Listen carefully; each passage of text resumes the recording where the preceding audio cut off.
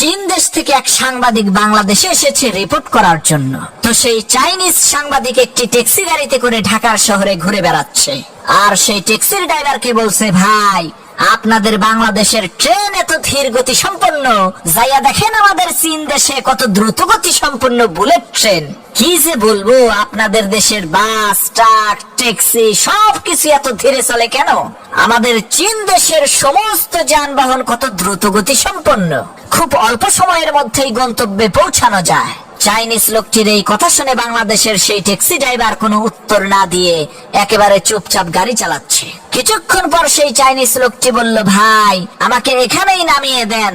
Taxi driver গাড়ি থামালো। Chinese লোকটি গাড়ি থেকে নেমে জিজ্ঞেস করলো, ভাই গাড়ির মিটার দেখে বলেন তো ভাড়া হয়েছে কত? ট্যাক্সি ড্রাইভার বলল, 15,000 টাকা। ট্যাক্সি ড্রাইভারের এই কথা শুনে চাইনিজ লোকটি বলে উঠলো, ধুর মিয়া, আপনাদের দেশের ট্রেন আসতে চলে, বাস আসতে চলে, ট্রাক আসতে চলে, গাড়ির মিটার এত জোরে চলে কেন?